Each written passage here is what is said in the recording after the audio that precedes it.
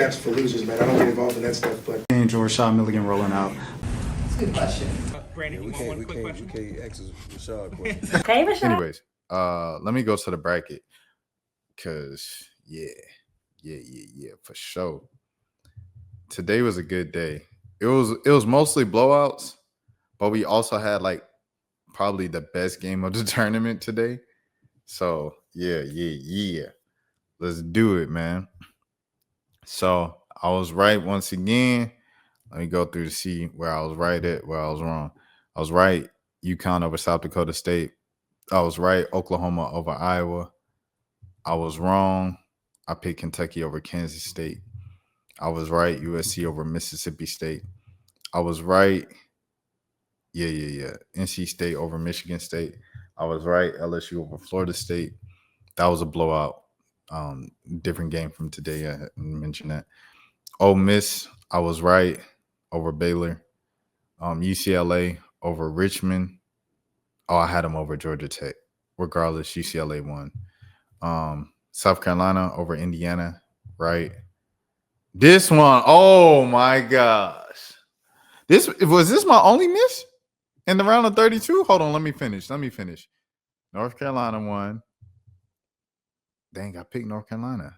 I had no clue about them jokers. Shout out to JJ Quinterly, great college career. I picked Duke. I got everything right in 32, bro, except for that one game. Oh, I'm sick. I am not even going to hold you, bro. Texas was right. Tennessee was right. Notre Dame was right. TCU was right. I got everyone right except for that one. What is my score? Now I'm in the million again. 72%. Goodness gracious, Rashad. All right, man. So, boom. Bro, so I picked Alabama, and I was like, they have so much experience with Zay Green, but also with Sarah Ashlee Barker. And if you don't know, I'm long time reactor and stuff like that to Sarah on this channel and things of that sort. I've known Sarah and kind of covered her. No, I didn't even cover her. I was just aware of her when she was in high school because I was in the state of Alabama at the same time and I was covering my area. But she was like the big Cooper in Birmingham, which was a big city in Alabama and stuff like that. So I've known of her since she was in high school. She was kind of like what Trendon Wofford was in Birmingham as well for the boys. That's who she was for the girls and stuff like that. So I've always known of her. And I followed her at UGA and then transferring back over to the state of Alabama and stuff like that.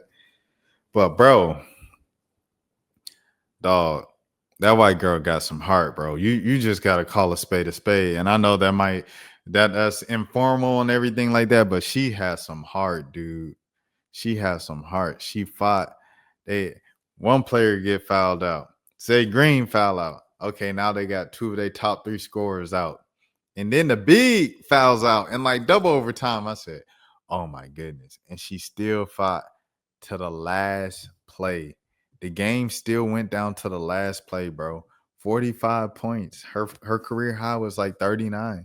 Then she had the 41. Then she had the 43, which was like the program high for Alabama. Then she scored 45. It reminded me of, ironically, Colin Sexton having like 41 in the 3-on-5 game against who was that, Minnesota.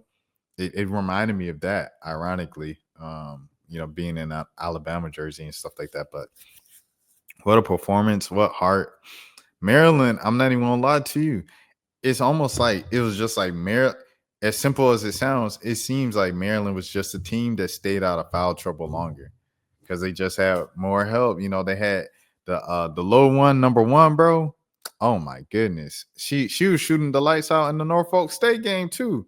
Hold on, let me pull this up.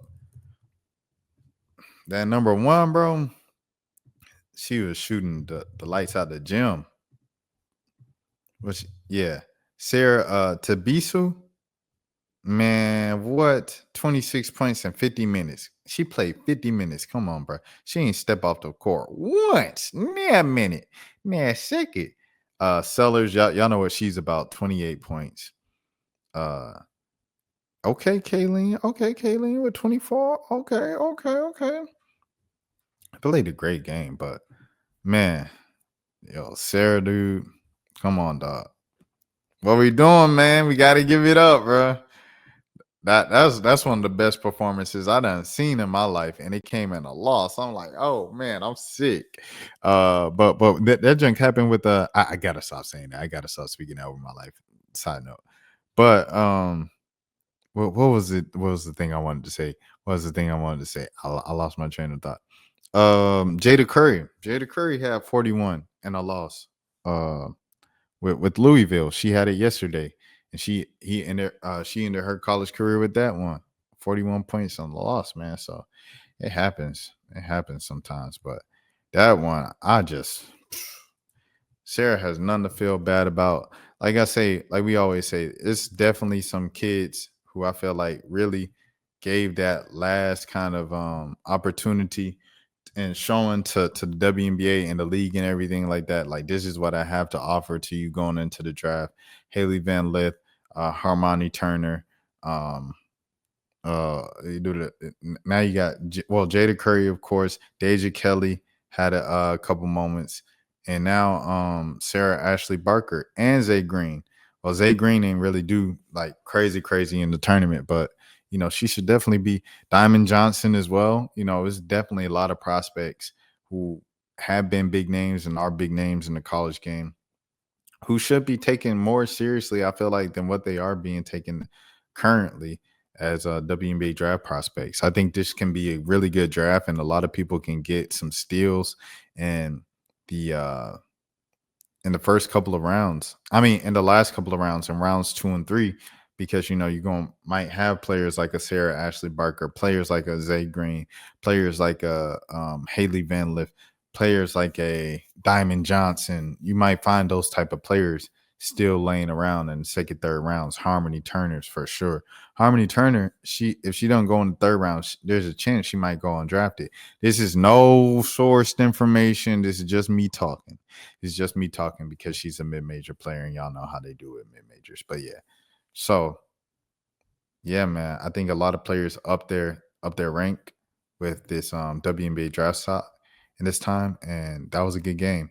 LSU, yeah, they look good. I'm not even gonna lie to you, they look healthy. The thing is, I think Flau'jae had a moment where she was kind of wincing for a little bit in the first half. And then in the second half, at the end of the third quarter, Anissa had the moment where she was kind of hurt a little bit and then hopped back up and then kind of went to the bench, and she didn't come in for the rest of the game.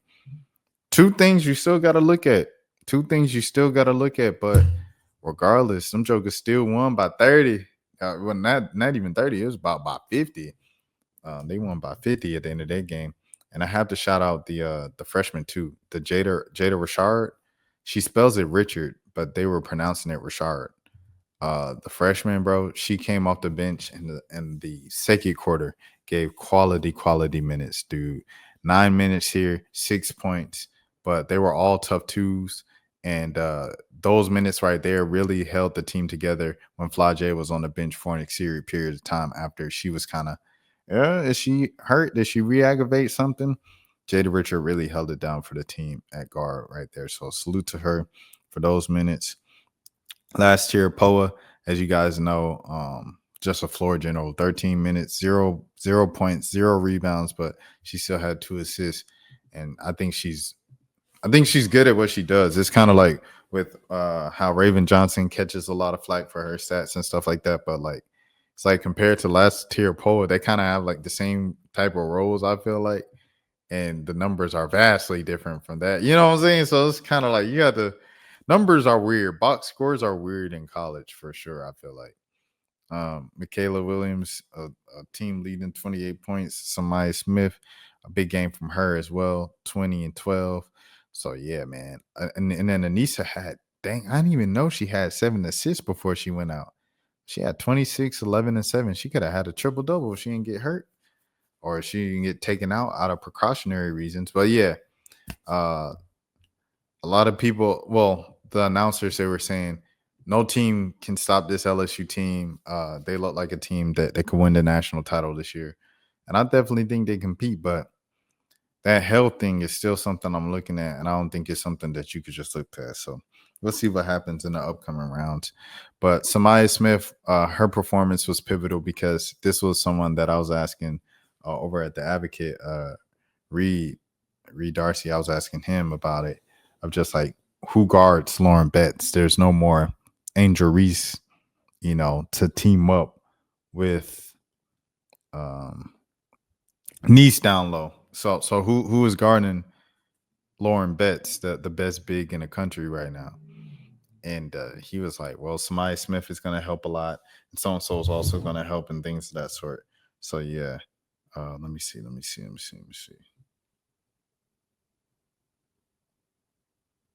Okay, all right.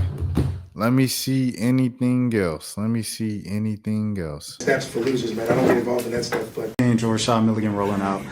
That's a good question. We can't ask Rashad a question. Hey, Rashad.